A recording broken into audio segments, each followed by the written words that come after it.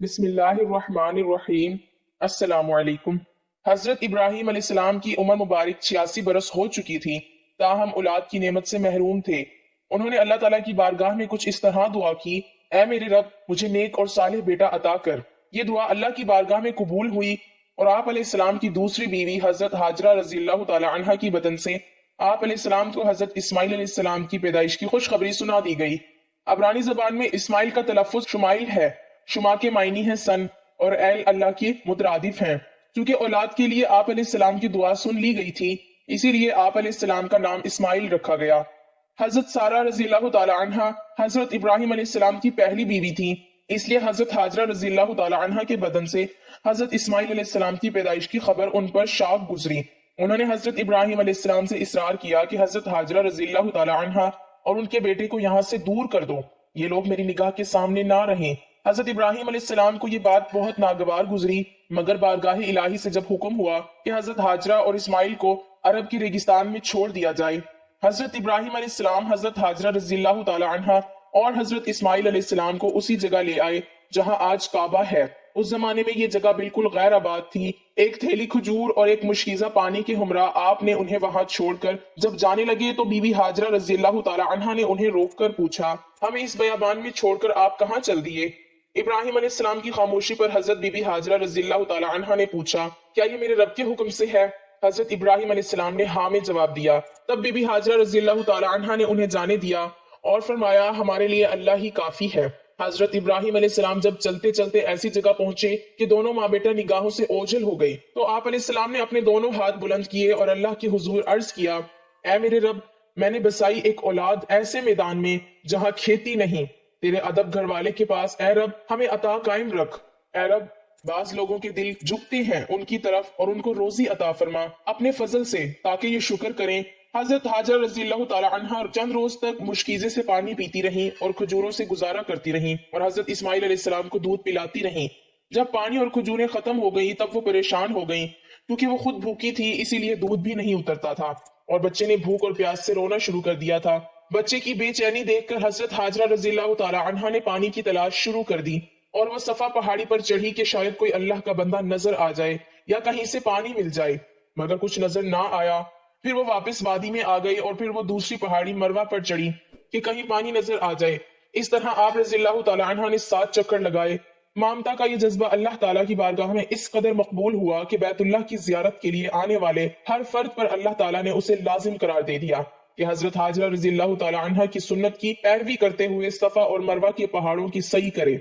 इस जुस्तजू पर मुश्तमिल अमल की मकबूलियत का एक इशारा ये भी था कि 7वें चक्कर में हजरत हाजरा रज़ियल्लाहु ताला अन्हा जब बच्चे के पास वापस आई तो देखा कि जिस जगह हजरत इस्माइल अलैहिस्सलाम रोते हुए एड़ियां रगड़ रहे थे, वहां से पानी का चश्मा जारी हो गया और ये चश्मा आज भी मौजूद है और हम लोग उसे आबे ज़मज़म के नाम से जानते हैं। हजारों साल गुजरने के बावजूद चश्मे का पानी इसी तरह जारी है। अल्लाह ताला ने उसमें मखलूक के लिए शिफा रखी है। हजरत हाजरा रज़ियल्लाहु ताला अन्हा ये मौजज़ा देखकर बेहद खुश हुई और अल्लाह ताला का शुक्र अदा किया। उसके बाद आप रज़ियल्लाहु ताला अन्हा ने बच्चे को पानी पिलाया और खुद भी उसे मुस्तफीद हुई। उसी वक्त अल्लाह ताला की तरफ से एक फरिश्ता नाजिल हुआ और उनकी तरफ से वही सुनाई, ऐ हाजरा, आप खौफजदा ना हो और ना ही गमगीन हो, क्योंकि अल्लाह ताला आपको और इस बच्चे को जाया नहीं होने देगा, क्योंकि ये अल्लाह का घर यानी मकाम बैतुल्लाह है, जिसे इस बच्चे और इसके बाप ने तामीर करना है। कुछ अरसे के बाद बनु जुराह नामी एक कबीला पानी की फरावानी देखकर हजरत हाजरा रज़ियल्लाहु ताला अन्हा की इजाजत से यहाँ आकर आबाद हो गया। हजरत इस्माइल अलैहिस्सलाम का बचपन इस कबीले के अफराद के दरमियान गुजरा। अभी हजरत इस्माइल अलैहिस्सलाम बच्चे ही थे कि हजरत इब्राहिम अलैहिस्सलाम ने ख्वाब में देखा कि हजरत इब्राहिम अलैहिस्सलाम अपने लख्ते जिगर को अल्लाह की राह में कुर्बान कर रहे हैं।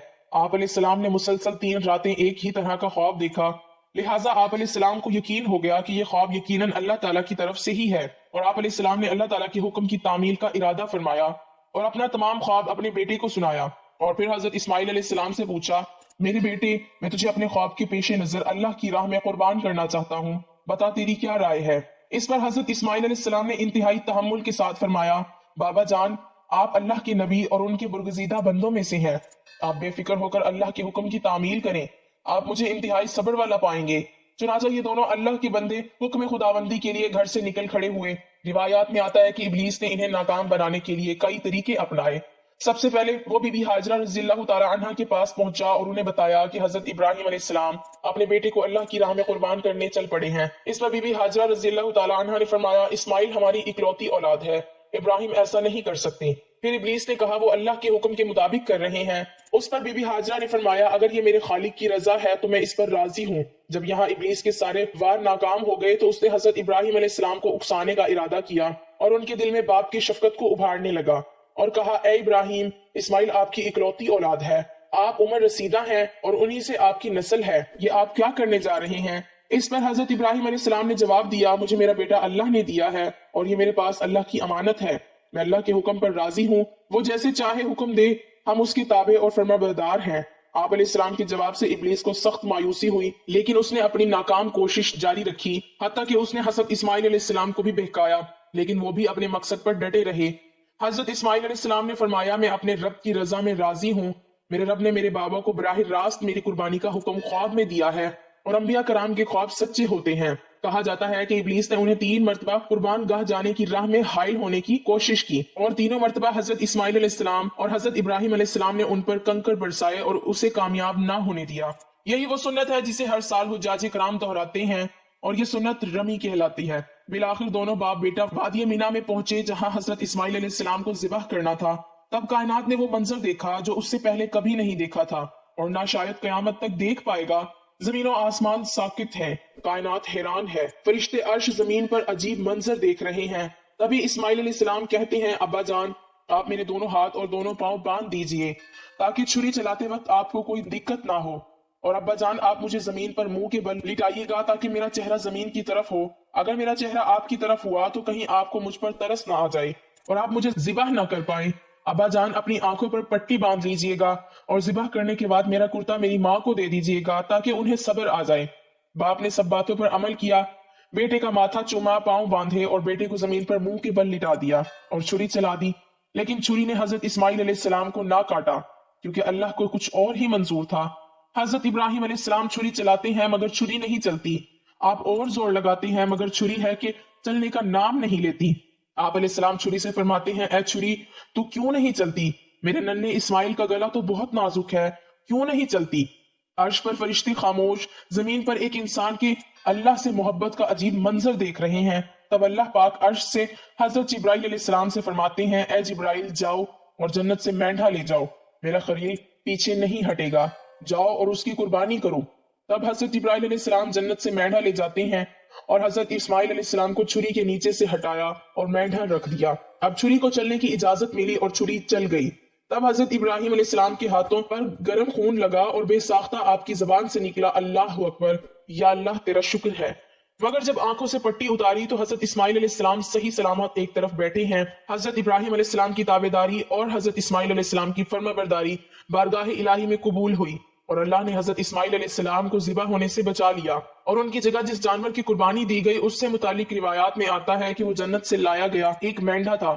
یہی وہ قربانی ہے جس کو تا قیامت امت مسلمہ کے لیے عملی نمونہ بنا دیا گیا ہے۔ اس واقعے کا ذکر اللہ پاک نے قرآن مجید میں اس طرح بیان فرمایا ہے اور ہم نے اس کو پکارا یوں اے ابراہیم، اور ہم نے اس کو پکارا یوں اے ابراہیم تو نے سچ کر دکھایا خواب، ہم یوں دیتے ہیں بدلہ نیکی کرنے والوں کو، بے شک یہی سرہی جانچنا، اور اس کا بدلہ دیا ہم نے ایک جانور ذبح کو۔ تو یہ تھا وہ عظیم قربانی کا واقعہ جس کو تمام مسلمان عید الاضحیٰ کو مناتے ہیں۔